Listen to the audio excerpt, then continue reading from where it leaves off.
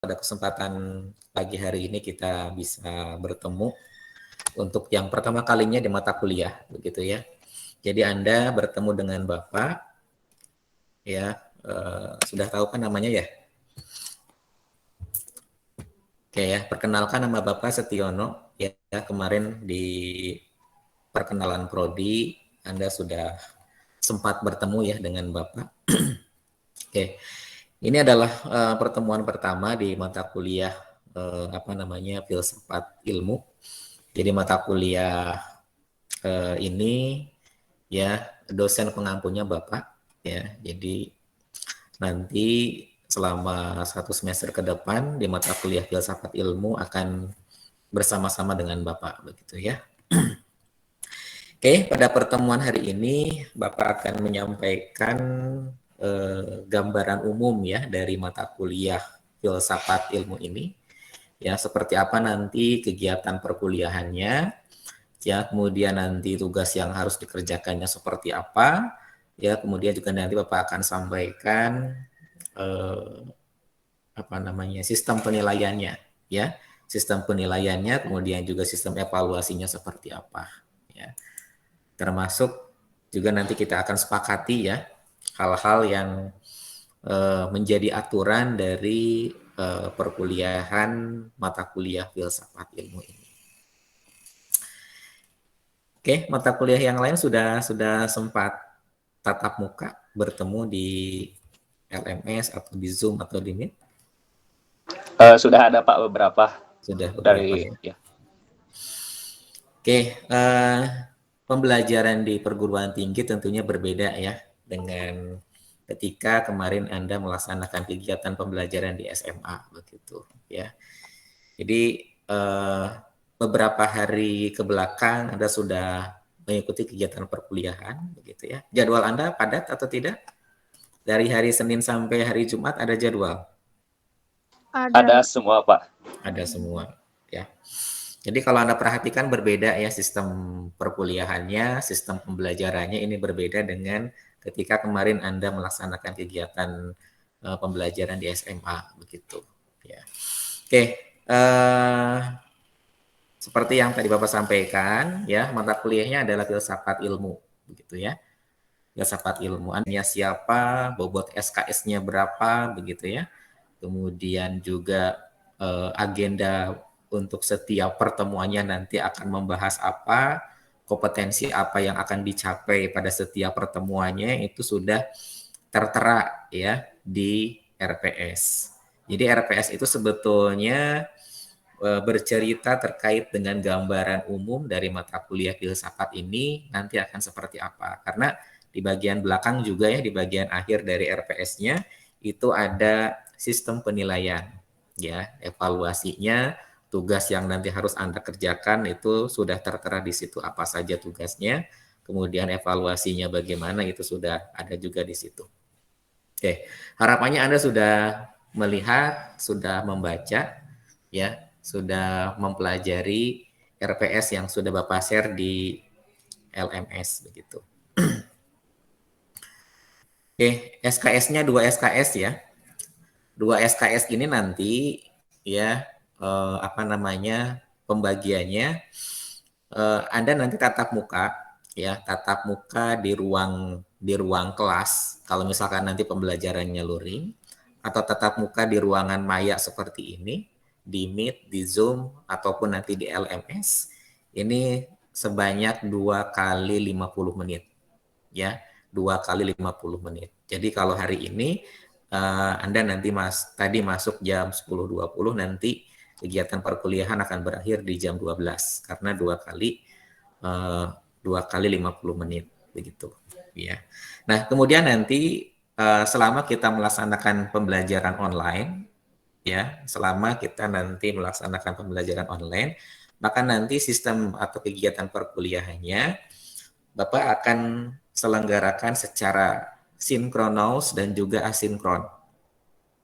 Jadi kalau sinkronus itu langsung seperti ini ya. Jadi Anda bertatap muka langsung di ruangan maya menggunakan Meet atau Zoom ya, itu sinkronus ya, sistemnya sinkronus. Kemudian nanti Bapak kondisikan juga ya kegiatan pembelajarannya secara asinkron.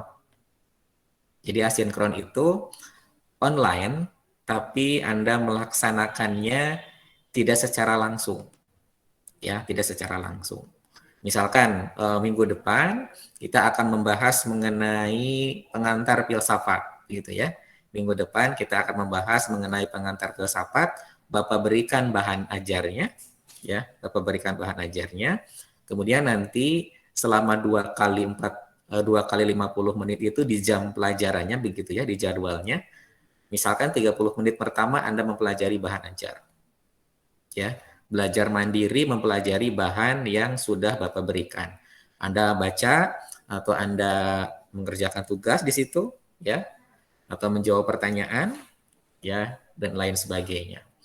Nah, kemudian nanti misalkan 30 menit kedua kita diskusi di LMS. Bapak nanti akan mengajukan beberapa pertanyaan, kemudian nanti Anda diskusikan. Gitu ya. Anda diskusikan, Anda berkomentar di situ ya, di room tanggapan atau di room chat yang ada di LMS. Ya, kemudian nanti 30 menit selanjutnya misalnya begitu ya, kita diskusi di ruangan meeting atau ada ulasan materi di ruangan Meet atau di ruangan Zoom begitu ya.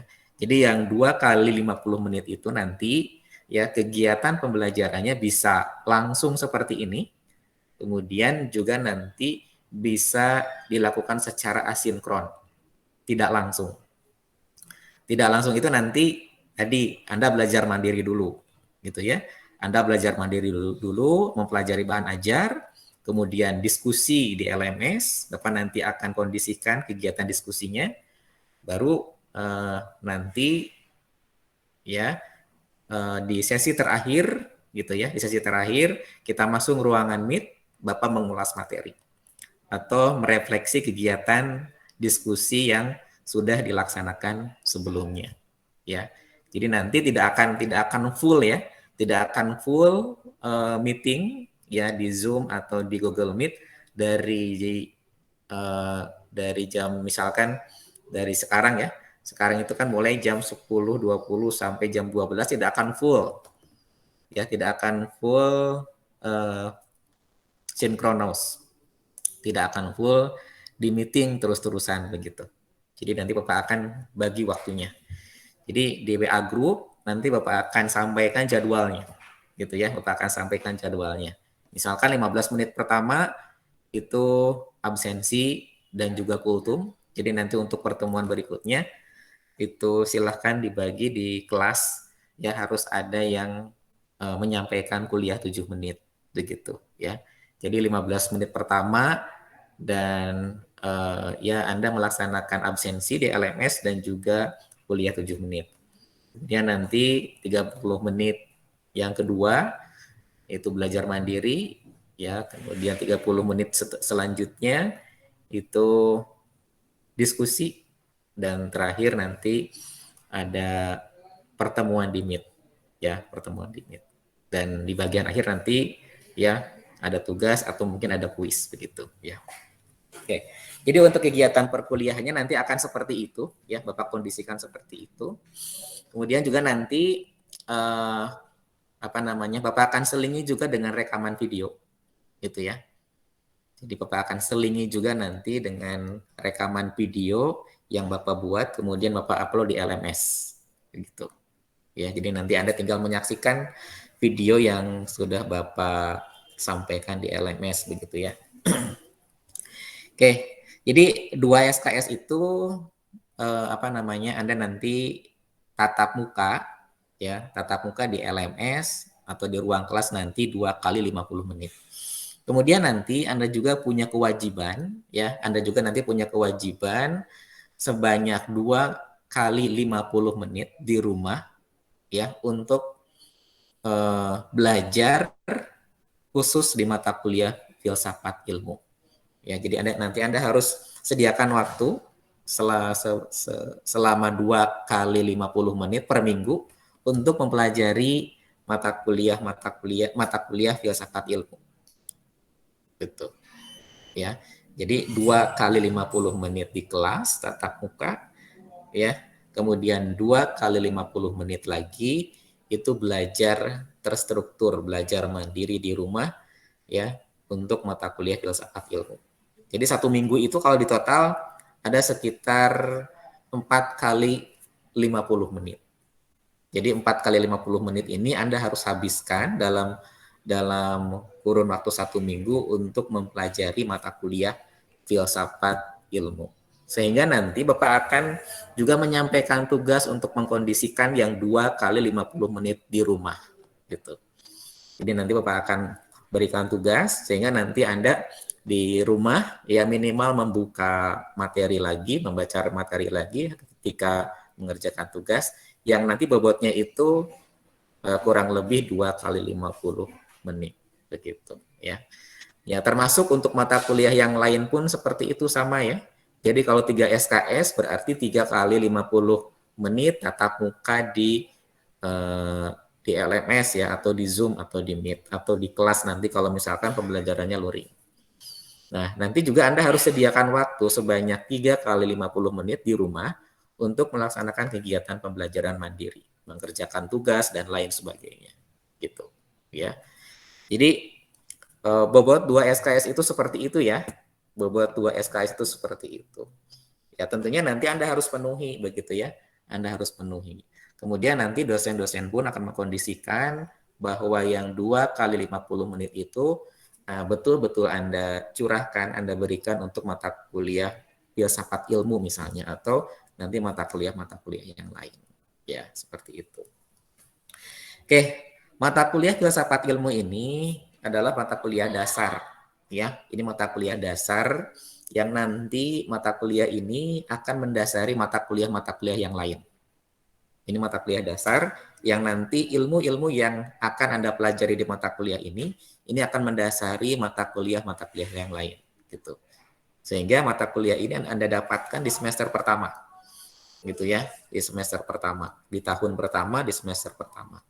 Karena ini adalah mata kuliah yang nanti akan memberikan kerangka berpikir kepada Anda terkait dengan nanti keilmuan biologi dan juga kepedagogian biologi. Gitu. Anda kan nanti akan jadi seorang guru ya. Anda nanti akan menjadi seorang guru. Anda kan kuliah di pendidikan biologi, bukan biologi. Gitu ya. Anda kuliah di pendidikan biologi. Bapak kemarin kan menyampaikan ya mulai dari sekarang begitu ya, karena Anda sudah masuk di program studi pendidikan biologi, niatkan bahwa Anda nanti akan menjadi seorang pendidik di bidang biologi gitu ya, karena niat ini penting untuk Anda bisa termotivasi, Anda bisa serius untuk mengikuti kegiatan perkuliahan di program studi pendidikan biologi. Insya Allah ke depan kesempatan untuk menjadi seorang pendidik, seorang guru masih sangat terbuka begitu ya. Walaupun sekarang banyak sekali bimbel online begitu ya, apa namanya, kemudian robot-robot yang memang bisa menyampaikan materi dan lain sebagainya, tetap yang namanya seorang pendidik perannya tidak bisa digantikan gitu ya, karena yang namanya seorang guru ya, yang namanya seorang pendidik tugasnya tidak hanya menyampaikan materi ya, tugasnya tidak hanya menyampaikan materi, tugasnya tidak hanya memberikan pengetahuan, tugasnya tidak hanya menggali potensi kecerdasan, potensi intelektual yang ada pada peserta didik. Tapi di samping itu juga ada tugas-tugas yang lain. Ya, kalau kita perhatikan, ya tugas guru itu kan menggali semua potensi yang dimiliki oleh peserta didik. Potensi yang dimiliki oleh peserta didik itu kan kalau kita kelompokkan ada potensi kecerdasan, ya, ada olah pikir di situ. Olah pikir itu adalah potensi kecerdasan. Kemudian juga ada potensi rasa, afeksi, sikap, ya, itu juga menjadi sebuah potensi yang harus dikembangkan. Kemudian juga ada potensi fisik, ya, ada potensi fisik, ada potensi alat gerak, ya. Di situ nanti erat kaitannya dengan keterampilan. Artinya nanti seorang guru juga harus membekalkan kemampuan yang berupa keterampilan. ya, terampil menggunakan mikroskop misalkan ya, terampil menggunakan pipet ya, atau keterampilan-keterampilan yang lain. Kalau di IPA nanti ada yang namanya keterampilan proses, keterampilan observasi, keterampilan menginterpretasi, keterampilan merumuskan masalah, keterampilan merancang percobaan, melakukan percobaan dan lain sebagainya. Begitu ya. Kemudian potensi lain yang tidak kalah penting juga adalah potensi hati. Jadi guru itu nanti harus mengembangkan potensi hati juga. Anda kan tahu ya, paham, pernah belajar mungkin di mata pelajaran agama. Kalau misalkan hati seseorang baik, maka semuanya akan baik. Gitu ya. Di dalam Al-Qur'an juga dikatakan kalau misalkan hati baik, maka semuanya akan baik. Ya. Apa yang dilihatnya akan sesuatu yang baik, apa yang dipegangnya, dilakukannya atau bergeraknya pasti akan ke arah yang baik begitu. Apa yang didengarnya pasti adalah sesuatu yang baik. Itu ya. Apa yang diperbuatnya pasti akan ya sesuatu yang baik juga. Itu kalau misalkan hatinya baik. Jadi guru itu, pendidik itu ya harus mengolah ragakan peserta didik, artinya membekalkan keterampilan, ya, ini terkait dengan kemampuan alat gerak, begitu ya, mengolah raga, mengolah rasa, mengolah pikiran, dan mengolah hati peserta didik. Jadi itu, ya. Jadi Bapak pikir yang namanya seorang pendidik, seorang guru tidak bisa digantikan, ya, oleh robot secanggih apapun, gitu. Ya, karena robot secanggih apapun pasti nggak punya hati, gitu ya, pasti nggak punya hati. Jadi ya nggak bisa ngolah hati gitu ya. Hanya manusia ya dengan kemampuan akal pikirannya manusia. Anda juga kan seorang yang diciptakan memiliki potensi hati begitu ya. Maka dari itu ya Anda nanti selama 4 tahun ke depan juga harus ya, kami di program studi pendidikan biologi begitu ya akan membina 4 potensi itu. Ya, akalnya, kecerdasannya, kemudian keterampilannya, ya, kemudian juga afeksinya, sikapnya, dan juga hatinya, begitu ya. Jadi ya Bapak kira tidak bisa tergantikan yang namanya profesi pendidik itu. Jadi ya jangan berkecil hati, tetap semangat, ya, tetap termotivasi, ya jadilah ya seorang pendidik yang memang punya kemampuan yang berbeda nanti dengan pendidik pada umumnya. Itu yang harus menjadi visi Anda, menjadi cita-cita Anda nanti ke depan begitu. Oke, jadi mata kuliah ini nanti akan memberikan kerangka kerja, ya, kerangka kerjanya nanti akan mendasari Anda ketika nanti Anda menjadi seorang pendidik dan juga seorang ilmuwan di bidang biologi. Jadi mendasari ilmu kebiologiannya, kemudian juga mendasari ilmu kependidikan biologinya. Jadi karena Anda nanti kuliah di pendidikan, kalau di biologi kan Anda dapat keilmuan biologinya saja. Tapi karena Anda kuliah di pendidikan biologi, maka nanti Anda akan mendapatkan mata kuliah yang terkait dengan kepedagogian. Bagaimana cara mendidik, mengajarkan biologi ya kepada peserta didik. Dan juga nanti Anda akan mendapatkan materi yang terkait dengan keilmuan biologi ya, dengan keilmuan biologi. Karena salah satu kompetensi yang nanti harus dimiliki oleh Anda sebagai seorang pendidik adalah punya kompetensi profesional.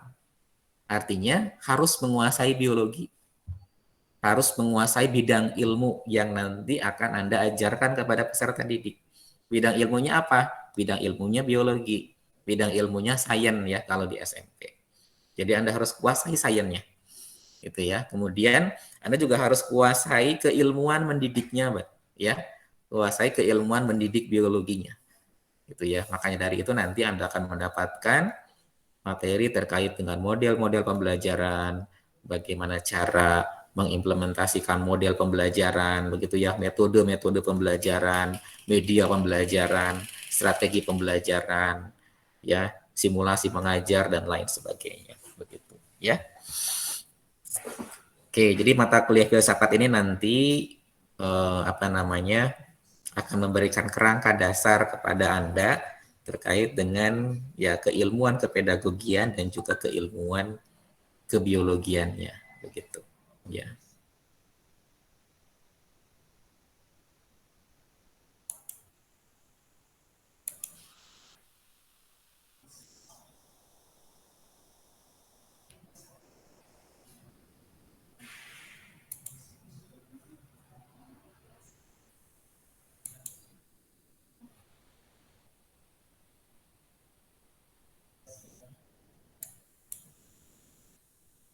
Sebentar ya, Pak, share screen dulu.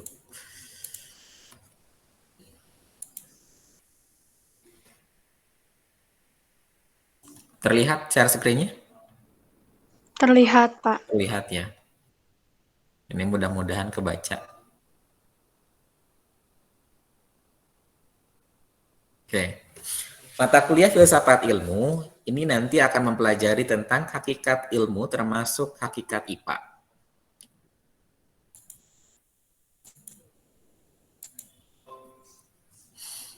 Oke ya, jadi mata kuliah filsafat ilmu mempelajari tentang hakikat ilmu termasuk hakikat IPA.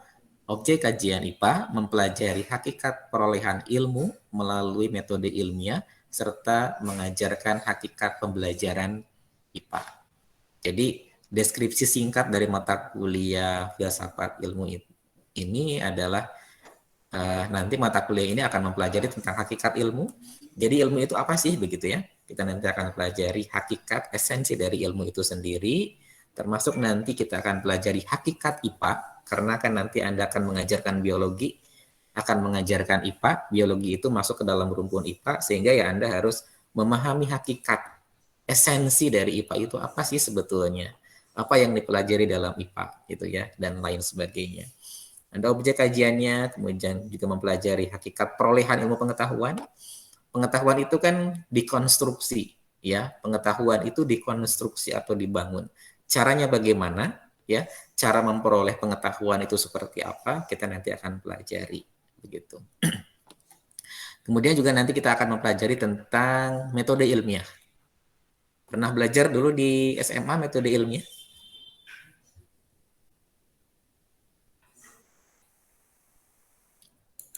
Pernah mempelajari metode ilmiah dulu?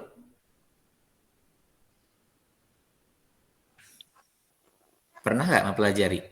Pernah atau tidak? Jawabannya pernah atau tidak? Pernah sih, Pak. Tapi ya lupa-lupa gitu deh. Pernah. Pernah tapi lupa. Yang lain gimana? Pernah nggak? Pernah, Pak. Pernah. Pernah. Oke, mempelajari metode ilmiah pernah? Pernah mempraktekannya? Anda misalkan melakukan observasi, ya, kemudian merumuskan masalah, merancang percobaan, melaksanakan percobaan atau eksperimen, menganalisis data, mengolah data, dianalisis datanya sampai Anda mendapatkan sebuah kesimpulan, ya, kemudian kesimpulan itu Anda sampaikan ke teman-teman Anda yang lain. Pernah melakukan itu? Pernah, Pak. Pernah. Pernah, Pak. Pernah. Pernah ya. Oke, kalau pernah ya nanti mungkin akan lebih mudah di mata kuliah ini begitu ya, karena metode ilmiah ini menjadi salah satu cara prosedur untuk bisa mendapatkan pengetahuan ilmiah. Jadi kalau kita perhatikan ilmuwan dulu ya, ilmuwan zaman dulu, zamannya Louis Pasteur, zamannya Lazarus Spallanzani dan ilmuwan-ilmuwan yang lainnya, itu proses mendapatkan pengetahuan itu ya seperti itu. Ya, seperti itu. Nah, nanti Anda sebagai seorang guru, tugas Anda adalah menyampaikan materi kan kepada peserta didik. Materi itu adalah pengetahuan, ya. Materi itu adalah pengetahuan. Anda menyampaikan bab tentang sistem pencernaan misalkan. Apa-apa yang Anda sampaikan di bab sistem pencernaan, ya, misalkan mulai dari organ mulut, kerongkongan, lambung dan lain sebagainya, semua itu kan pengetahuan yang lahir sebetulnya dari proses konstruksi pengetahuan. Proses konstruksinya itu melalui metode ilmiah, gitu ya, melalui metode ilmiah. Oke, nanti materi yang akan kita pelajari ini ada Sebelumnya sebetulnya ada pengantar tentang filsafat dulu, ya.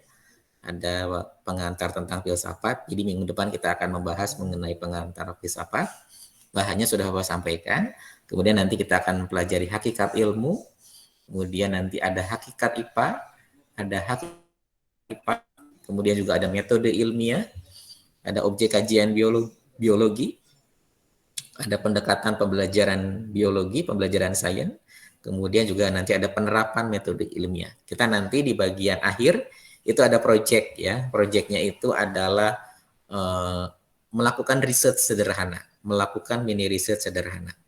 Jadi agar nanti Anda punya pengalaman juga seperti ilmuwan dulu menemukan pengetahuan itu seperti apa.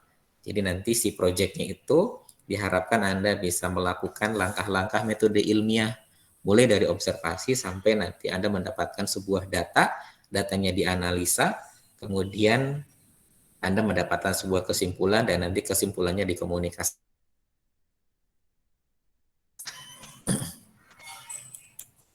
Oke, ini nanti agenda untuk setiap pertemuannya. Jadi hari ini kita akan kuliah pendahuluan dulu begitu ya, kuliah pendahuluan, kontrak kuliah, sama ada pengantar nanti sedikit ya. Kemudian nanti di pertemuan selanjutnya kita akan membahas mengenai terkait dengan perkembangan filsafat ya, peran filsafat dan lain sebagainya. Kemudian di pertemuan keempat ini adalah topiknya hakikat IPA ya. Kemudian juga di pertemuan kelima keenam kita nanti akan membahas mengenai memahami hakikat perolehan pengetahuan melalui metode ilmiah ya. Kemudian selanjutnya kita akan mempelajari tentang inferensi atau penalaran ilmiah gitu ya, dan seterusnya. Anda bisa nanti simak ya untuk lebih jelasnya di RPS ya. Bagi yang belum mempelajari, belum melihat, jadi silahkan dilihat ya. Oke, kemudian juga nanti di sini ya Bapak atau kita mencoba mengintegrasikan juga dengan ayat-ayat Al-Quran yang memang terkait gitu. Nah, nanti kan ada kultum begitu ya. Di pertemuan berikutnya ada kultum. Maka silakan nanti kultumnya itu bisa terkait dengan ayat-ayat ini. Anda bisa bacakan ayatnya, kemudian Anda sampaikan terjemah dari ayatnya, kemudian sedikit Anda bahas ayatnya. Anda boleh pilih ya, di sini kan ada banyak. Di pertemuan kedua misalkan ada surat Al-A'la, Al-Baqarah, surat Asyura gitu ya. Az-Zariyat ayat 56. Nah, silahkan satu pertemuan berikutnya gitu ya. Jadi nanti semuanya nanti pernah melakukan kultum ya, karena ini menjadi bagian juga dari komponen penilaian begitu ya, dari komponen penilaian. Karena nanti penilaian itu tidak hanya dari segi pengetahuan. Ini yang hijau ini pengetahuan. Jadi nanti Bapak akan nilai pengetahuan Anda terkait dengan filsafat. Kemudian di sini yang warna kuning nih ya. Ini terkait dengan kemampuan sikap. Ya, kemampuan sikap. Misalkan di sini ada bertakwa, menjunjung tinggi nilai kemanusiaan, menginternalisasikan nilai, menunjukkan sikap bertanggung jawab, dan lain sebagainya. Kemudian ada keterampilan yang berwarna biru ini ya, mampu mengaplikasikan nilai keislaman. Kemudian juga ada pengetahuan. Ya, ada pengetahuan yang berwarna ungu. Gitu ya, yang berwarna ungu adalah pengetahuan. Kemudian yang berwarna hijau ini masih keterampilan sama. Oke, jadi ya ini nanti akan berimbas pada aspek penilaian. Jadi yang dinilai nanti tidak hanya pengetahuan, tapi dari sikapnya, sikap spiritualnya terutama ya. Misalkan nanti Anda melaksanakan kultumnya ya Bapak akan akan delay begitu ya, akan dinilai kegiatan kultumnya begitu ya, kemampuan melakukan kultumnya akan dinilai. Kemudian juga nanti keterampilannya ya, pengetahuannya juga nanti akan Bapak nilai. Oke, kemudian ini adalah rencana asesmen atau penilaiannya begitu ya, rencana asesmen atau penilaian. Ada UTS UAS nanti ya, bobotnya ini untuk UTS 25%, UAS juga 25%. Jadi kalau Anda ikut UTS UAS saja, nggak kuliah misalkan ya, nggak pernah kuliah, tapi UTS ikut nilainya 100 misalnya ya. Kemudian UASnya ikut nilainya 100. Nilai total Anda hanya 50 gitu ya. Karena kan ini UTS 25%, UAS juga 25. Gitu. Ya, jadi kalau nilai Anda 50 ya tidak akan lulus mata kuliah ini gitu ya. Tidak akan lulus mata kuliah ini. Kemudian kehadiran juga di sini akan menjadi salah satu aspek yang jadi komponen penilaian. Jadi minimal kehadiran Anda di mata kuliah ini adalah 80%. Ya, kehadiran Anda 80%. Kurang dari itu ya tidak bisa lulus mata kuliah ini karena ini menjadi sebuah prasyarat. Ada tugas individu nanti yang harus dikerjakan, ada tugas kelompok seperti yang tadi Bapak sampaikan, ada proyek melakukan penelitian atau mini riset sederhana. Ini cukup lumayan besar ya, bobotnya 30%. Gitu. Oke, ini adalah rencana penilaian di mata kuliah filsafat ilmu begitu. Ada yang keberatan misalkan dengan komponen penilaiannya, atau ada yang ingin memberikan masukan, atau ada yang ingin bertanya, Bapak persilahkan.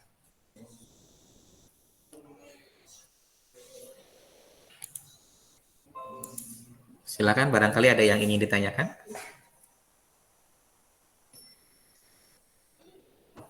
Iya, Bapak izin bertanya. Kalau buat itu yang kultum itu gak harus 7 menit tuh. Iya, oh ya nggak hot. Ya boleh kurang dari 7 menit. Oh, Pokoknya batas iya. waktunya 7 menit aja. Kenapa terlalu lama? Iya, Pak, kelamaan. Ya, boleh silahkan. Ya, boleh kurang dari 7 menit. Ya, pada prinsipnya kita seperti ini ya. Jadi karena Anda kuliah di UMI ya, Universitas Muhammadiyah Sukabumi, ya kita ada muatan tambahan terkait dengan pembelajaran nilai-nilai al-Islam dan juga kemuhammadiyahannya, begitu.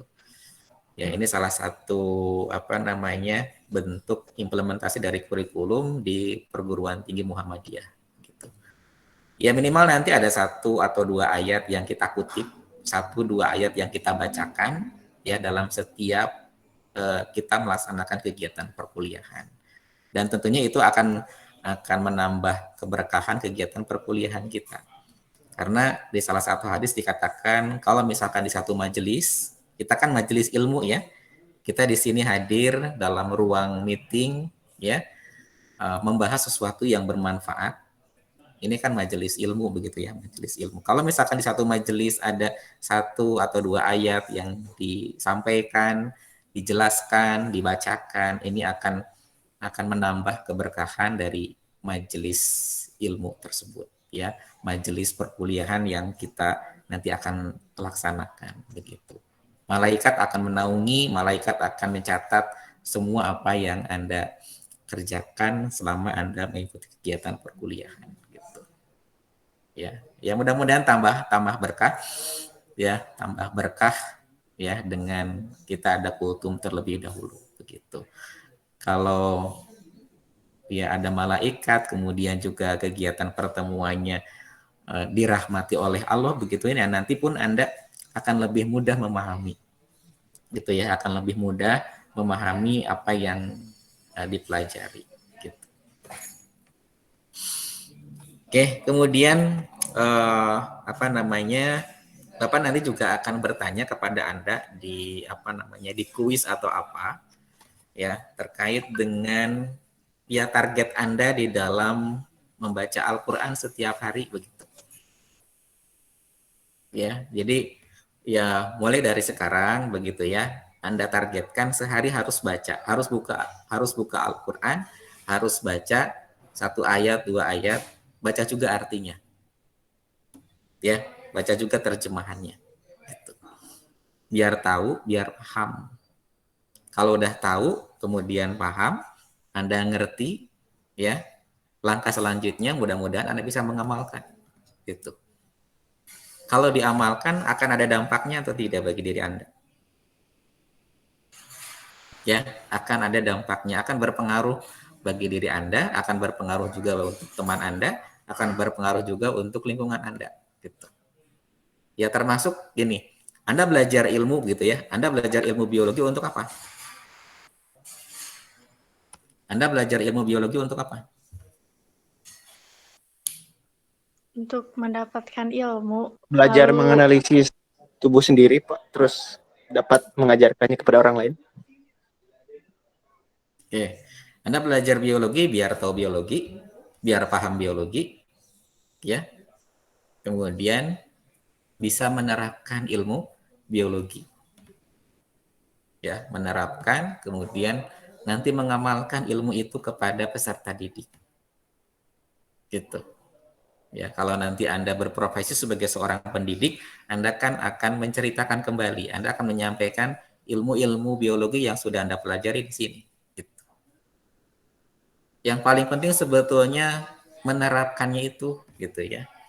Belajar tentang sistem pencernaan, ya, belajar tentang sistem pencernaan. Makanan pedas itu baik nggak untuk lambung?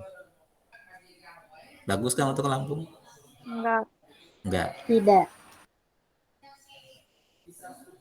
Oke, Bapak yakin siswa SMP, siswa SMA pernah dapat pengetahuan itu ya ketika belajar biologi, ketika belajar tentang bab sistem pencernaan. Tapi coba Anda lihat dalam kehidupan sehari-hari, ketika jajan, beli makanan, gitu ya, Anda bisa perhatikan, menerapkan atau tidak? Banyaknya Tidak. belum, gitu ya, banyaknya belum. Kalau nggak diterapin berdampak atau tidak? Bagi dirinya Ya, gitu ya, minimal bagi berdampak. dirinya. Tidak Memang berdampak, berdampak. kan? Iya, tapi kalau misalkan diterapkan, walaupun itu sangat sederhana, gitu ya, setelah tahu bahwa makanan yang terlalu pedas, makanan yang terlalu asam itu kurang bagus untuk lambung, karena bisa memicu eh, sekresi asam lambung yang berlebihan, nanti asam lambungnya bisa mengikis dinding lambung, bisa kena penyakit mah, begitu ya. Tahu itu, paham itu, kemudian menerapkan dalam kehidupan sehari-hari. Bisa sehat nggak nanti? Insya Allah bisa, Pak. Ya, Bisa. itu salah satu dampaknya begitu ya. Itu salah satu dampaknya. Jadi belajar biologi itu harus berdampak. Belajar ilmu itu harus berdampak. Gitu. Belajar ilmu biologi, belajar ilmu agama, belajar Al-Quran harus punya dampak, harus punya efek untuk diri kita sendiri minimal. Ya, bagus bagus nanti Anda bisa mengamalkannya kepada orang lain, mengamalkannya ke orang tua Anda misalkan, mengamalkannya ke adik Anda, ke kakak Anda atau ke teman Anda dan yang lainnya. Kan kalau misalkan Anda menyampaikan ilmu sesuatu yang bermanfaat, ya jariahnya akan Anda dapatkan sampai kapanpun. Setelah Anda meninggal pun, ya Anda akan mendapatkan. Gitu. Kan salah satu amal jariah apa? Ilmu yang bermanfaat. Ilmu yang Bermanfaat. bermanfaat. Di situ ada penjelasan nggak? Ilmunya ilmu agama? Ada, pokoknya Nggak ada. Pokoknya ilmu apapun selama itu bermanfaat, Anda akan mendapatkan jariahnya. Gitu. Ya, misalkan nanti Anda jadi guru gitu ya, kemudian menjelaskan tentang sistem pencernaan, menyampaikan bahwa makanan yang terlalu asam, terlalu pedas itu akan berdampak kurang bagus untuk kesehatan lambung. Oleh siswa Anda diterapkan. Ya. Kemudian siswa Anda juga menceritakan ke orang tuanya, ke adiknya, diterapkan oleh orang tuanya, diterapkan oleh adiknya gitu. Jariahnya Anda akan dapatkan. Ya, jariahnya Anda akan dapatkan selama Anda hidup di dunia, selama Anda hidup di akhirat nanti setelah mati, sebelum dibangkitkan, Anda akan mendapatkan pahala atau pengaruh dari ilmu yang bermanfaat yang Anda sampaikan tersebut. Begitu ya. Jadi guru itu luar biasa begitu ya. Anda nanti setiap hari pekerjaan Anda adalah menyampaikan ilmu dan insya Allah ilmunya bermanfaat gitu ya. Ilmunya bermanfaat. Oke, ya. Jadi harapannya itu. Jadi kenapa harus ada kultum? Kultumnya membahas 1 ayat atau 2 ayat, ya minimal ya nanti Anda terbiasa begitulah ya. Terbiasa setiap hari buka Al-Qur'an. Punya kan Al-Qur'an di rumah? Siap, ada Pak. Punya. Ya punya Pak. Suka dibuka. Terakhir kapan Anda buka? Tadi malam. Subuh. Tadi subuh. Oke, bagus ya kalau misalkan memang setiap hari Anda tidak lupa ya membuka, membaca. Berapa banyak ayat yang Anda baca tadi? 1 hari semakro, Pak. Gimana, Rani? Sehari berapa lembar? 1 makro. Setiap sholat 1 makro. Oh, oke ya. Bagus kalau memang seperti itu begitu ya. Oke, kemudian jangan lupa juga Anda baca artinya. Punya Al-Qur'an kan ya? Ada artinya? Ada. Ada, Pak. Ada Pak. Ada. Nah, jangan lupa juga Anda baca artinya biar tahu. Gitu ya. Ya minimal tahu dulu lah ya. Kalau udah tahu nanti lama-kelamaan paham. Kalau udah paham nanti Anda bisa mengamalkan. Ya, kalau udah mengamalkan nanti dampaknya akan dirasakan oleh diri Anda. Dampaknya akan dirasakan oleh Anda, oleh teman Anda, oleh keluarga Anda dan seterusnya. Begitu. Ya kan Al-Qur'an diturunkan untuk dipelajari, untuk dipahami dan untuk diamalkan ya dalam kehidupan sehari-hari. Termasuk nanti dalam hal kependidikan pun ya, dalam hal ilmu biologi, dalam hal ilmu kepedagogian ada banyak sekali didaktik, metodik spesifik dari Al-Qur'an yang nanti bisa kita terapkan dalam kehidupan sehari-hari, bisa kita terapkan nanti ketika nanti Anda menjadi seorang pendidik. Gitu. Ya. Oke, jadi silakanlah di target ya. Kalau misalkan nggak bisa sehalaman, minimal setengah halaman begitu. Nggak bisa setengah halaman, ya minimal 1/4-nya. Tetap nggak bisa 1 ayat, masa nggak bisa begitu ya. 1 ayat Anda baca setiap kali selepas sholat misalnya, ya Anda rutinkan itu, kemudian juga baca artinya, gitu ya, biar paham, ya biar paham.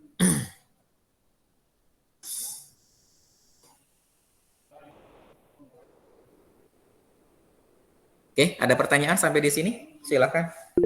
Ada yang ingin ditanyakan? Alwan, silakan. Assalamualaikum warahmatullahi wabarakatuh. Waalaikumsalam warahmatullahi wabarakatuh. Saya ingin bertanya, mungkin ini hal umum yang sering banyak jadi nanti guru permasalahkan. Nah, jadi gini Pak, sebagai guru atau pengajar, hal apakah yang memberat atau hal apakah yang membuat pengajar berat atau gimana ya ngomongnya? Sebagai bapak nanti sebagai dosen bagaimana cara yang jadi sulit jadi pengajar itu apa Pak begitu?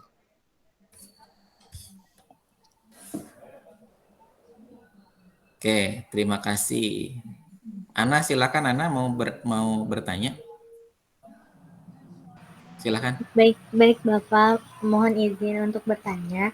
Tetapi Anda bertanyanya bukan mengenai itu, mau bertanya mengenai absensi di LMS itu. Di LMS itu kan waktu presensinya untuk jam 10.20 sampai dengan 10.50 ya Pak. Nah, sedangkan untuk kuliah hari ini itu 2 SKS ya Pak. Apakah sampai jam 12? Nah, apakah itu sudah tercatat hadir atau gimana Pak? Sudah tercatat hadir. Biasanya Bapak men-setting cuma 15 menit di awal saja. Gitu. Oh iya baik. 15 Terima menit kasih. pertama untuk absensi dan juga kultum nanti.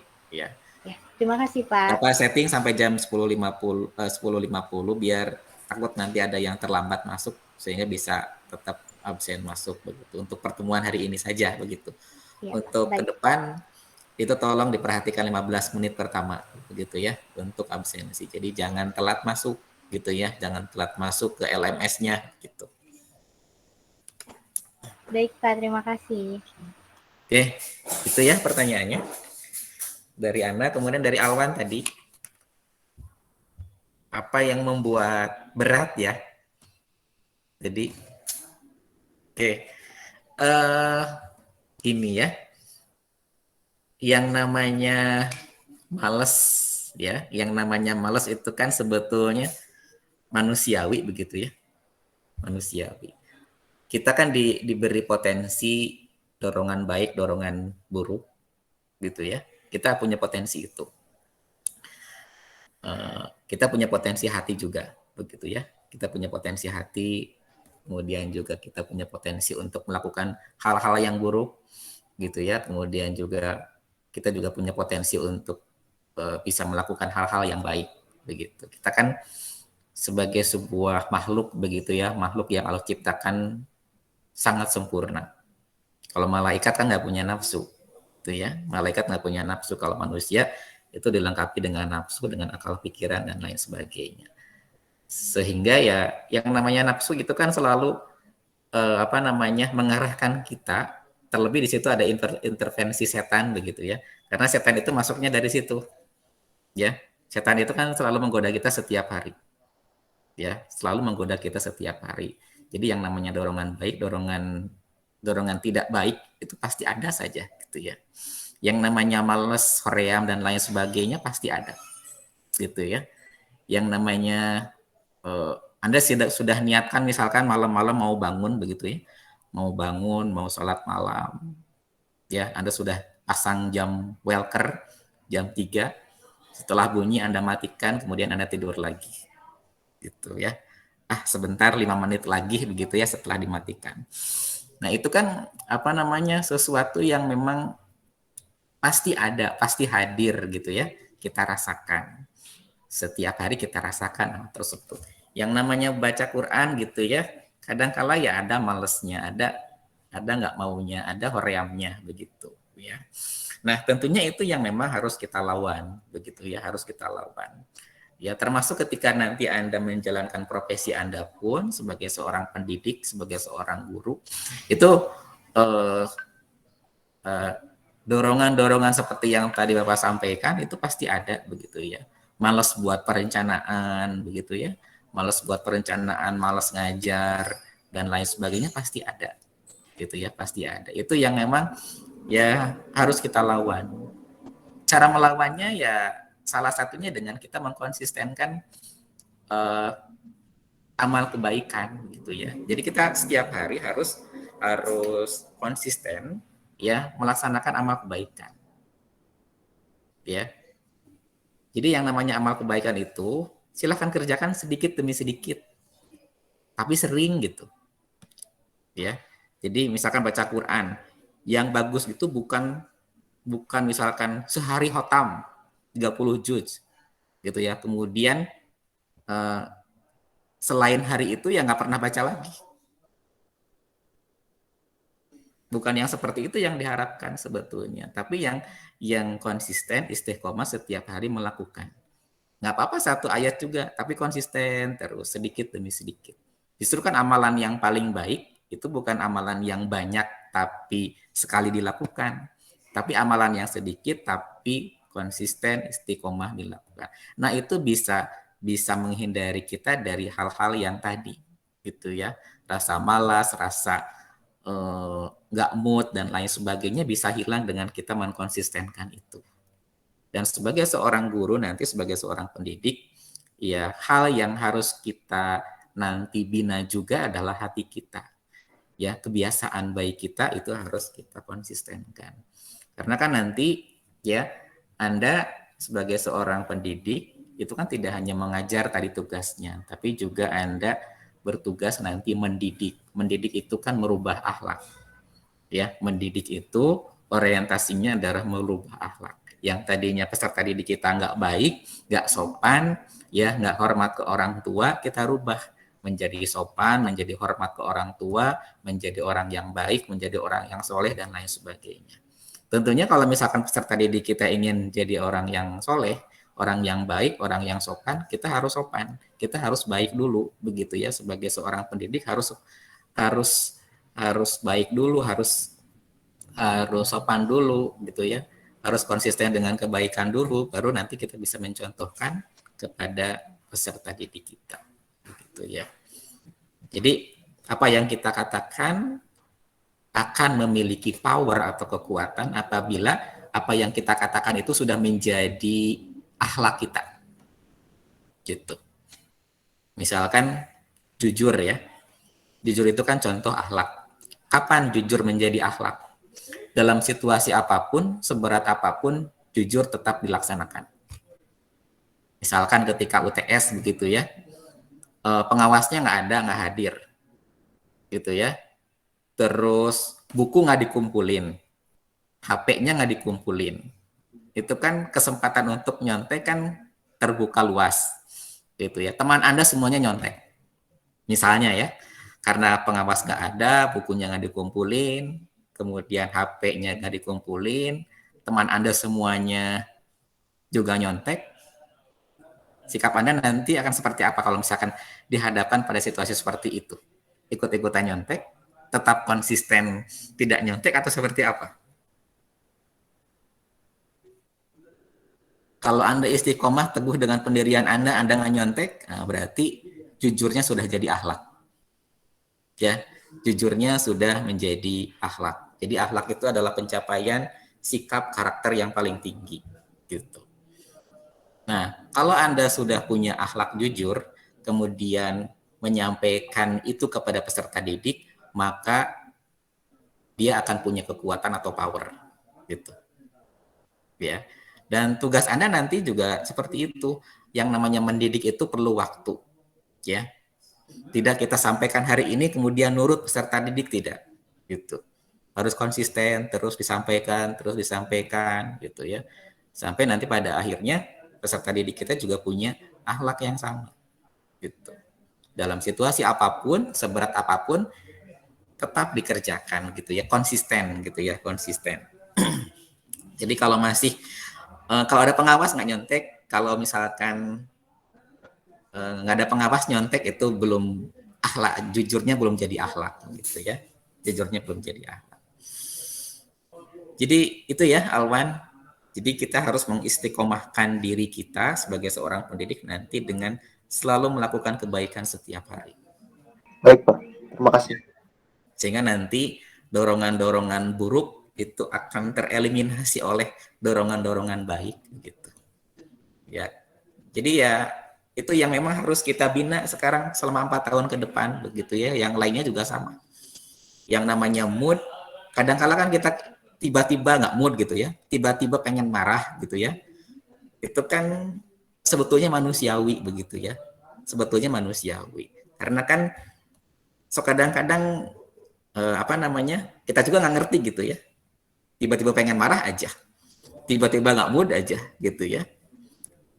Ingatkan di situ, di balik diri kita ada orang yang selalu konsisten menggoda, begitu ya. Ada setan yang memang selalu di situ hadir dan selalu memanfaatkan sesempit apapun kesempatan. Ketika kita lengah, ya masuk, gitu ya, masuk ke perasaan kita, ya, masuk ke perasaan kita, masuk ke motivasi kita, dan lain sebagainya, gitu ya.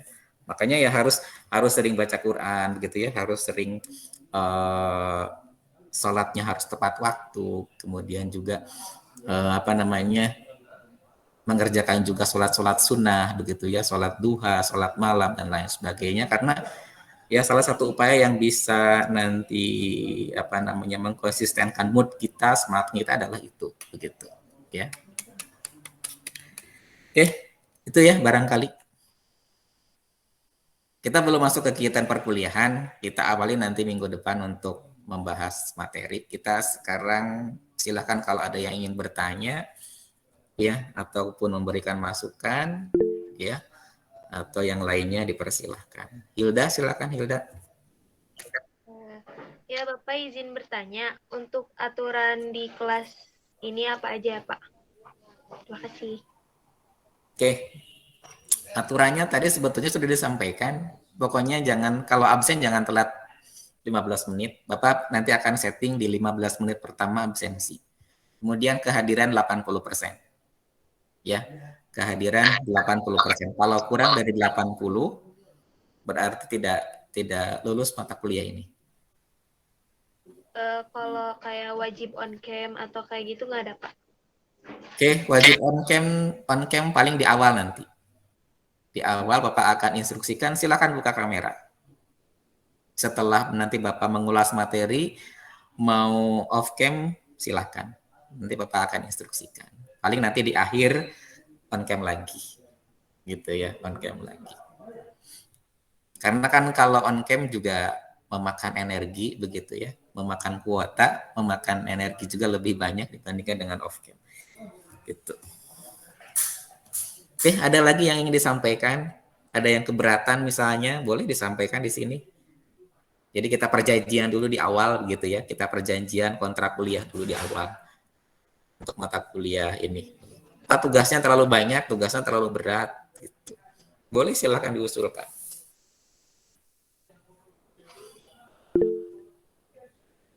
Ya, Faisal.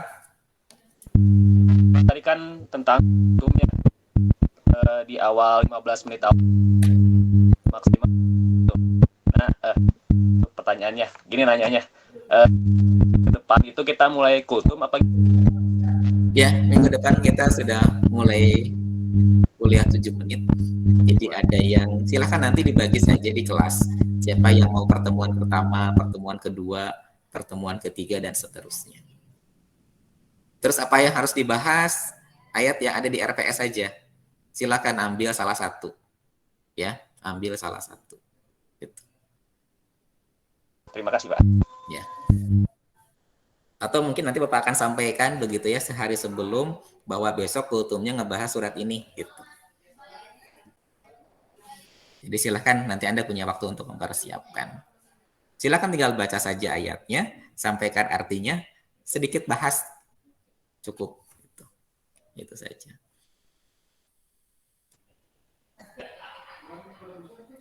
Ya kan insya Allah nanti yang bacanya, yang dengerinnya dapat pahala gitu ya. Termasuk belajar biologi juga ya. Gini, Bapak sering mengatakan gitu ya, biar ini jadi motivasi juga. Misalkan kita nanti belajar tumbuhan begitu ya. Kita belajar tumbuhan, Anda belajar tumbuhan. Kita belajar fotosintesis, kita belajar reaksi kimia di situ. Kita belajar anatomi tumbuhan. Ada epidermis misalkan, ada jaringan tiang, jaringan palisade. Itu semua siapa yang menciptakan? Allah yang menciptakan begitu kan ya. Tumbuhan Allah yang menciptakan, hewan juga Allah yang menciptakan, termasuk proses-proses yang terjadi di dalamnya. Di lambung ya. Ketika kita makan pedas, asam, ada sekresi asam lambung yang berlebih. Itu kan mekanisme, ya, mekanisme yang tercipta di dinding lambung. Siapa yang menciptakan? Allah yang menciptakan. Gitu. Ketika kita mempelajari itu, ya, ketika kita mempelajari itu, ya, mempelajari biologi juga sama seperti kita mempelajari ayat Al-Qur'an. Gitu. Karena itu ayat Allah juga kan ya. Ayat Allah yang tercipta di tumbuhan, ayat Allah yang tercipta di hewan, di fungi, ya, di bakteri atau di objek kajian biologi yang lain. Jadi Anda harus yakin ketika Anda mempelajari itu dengan serius, niat ibadah pasti akan ada pahala, ada kebaikan yang bisa Anda dapatkan. Gitu. Ya. Karena kalau Anda lihat di kurikulum ya, ini Bapak bicara di kurikulum, Anda lihat di kurikulum, tujuan utama belajar biologi itu adalah untuk meningkatkan keimanan. Ya, tujuan belajar biologi itu yang pertama bukan memahamkan materi biologinya justru, tapi ya tujuan utama belajar biologi itu adalah untuk meningkatkan keimanan. Jadi bagaimana caranya? Ya, dengan kita menghadirkan materi biologi, kejadian biologi, objek biologi, fenomena biologi, ini bisa meningkatkan kadar iman, kadar kepercayaan peserta didik pada keberadaan Tuhan, kepada keberadaan Allah Subhanahu wa taala begitu. Ya. Jadi kita bisa berangkat dari belajar biologi kemudian keimanan kita bertambah begitu. Banyak kan yang ahli-ahli neurologi, ahli biologi yang dulunya kafir begitu ya, yang dulunya non-Islam, belajar fenomena biologi, belajar bioproses, akhirnya masuk Islam karena memang membaca ayat Allah di situ. Ya, membaca ayat Allah di situ begitu. Ya, jadi itu juga yang tentunya nanti Anda harus lakukan kepada peserta didik. Gitu. Karena tujuan utama belajar biologi ya selain mendapatkan pengetahuan tentang biologi, juga yang utama, yang pertama adalah meningkatkan keimanan peserta didik kita. Gitu. Ya. Jadi jangan merasa rugi Anda harus baca buku setiap hari begitu ya. Anda harus mempelajari biologi dan lain sebagainya. Gitu. Sama juga dengan kita baca Quran begitu ya, dapat pahala juga insya Allah gitu. Karena apa yang Anda pelajari insya Allah bermanfaat gitu ya. Apa yang Anda pelajari terkait dengan biologi, terkait dengan kependidikan biologi itu akan bermanfaat buat Anda begitu ya.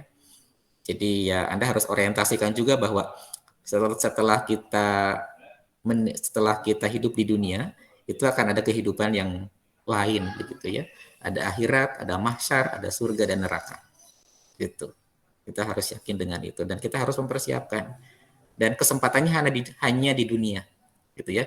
Kesempatan mempersiapkan akhirat, mempersiapkan padang mahsyar, mempersiapkan sirat, surga neraka itu hanya di dunia. Gitu. Jadi silahkan manfaat kesempatan ini dengan sebaik-baiknya.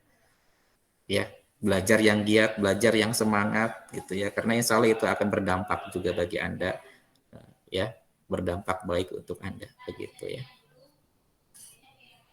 Ya minimal itu bisa jadi ladang amal buat Anda begitu ya. Anda belajar biologi, Anda dapat pahala, dapat kebaikan dari situ. Gitu. Karena kesempatan beramal itu hanya di dunia.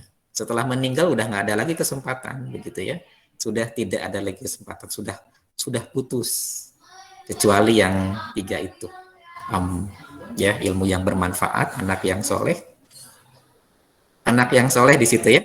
Anak yang soleh kan salah satu ini juga ya, pahala yang nanti akan mengalir terus.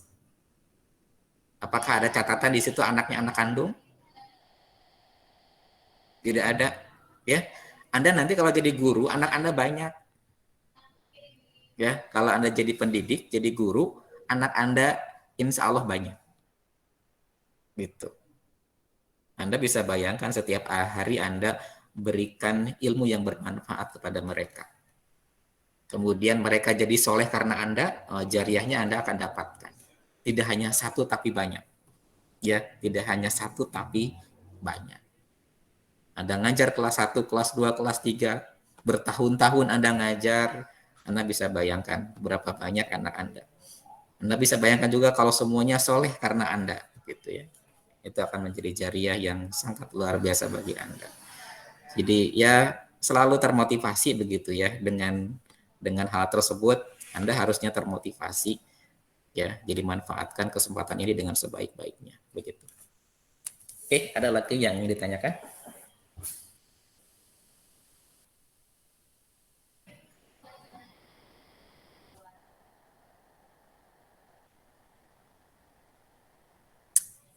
Silakan, barangkali ada yang ingin ditanyakan lagi.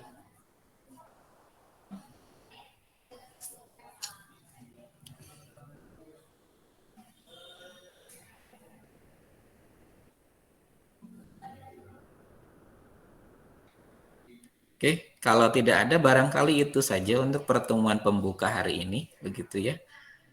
Insya Allah nanti kita akan lanjutkan minggu depan di jadwal yang semula ya, hari Senin. Di jadwal semula hari Senin.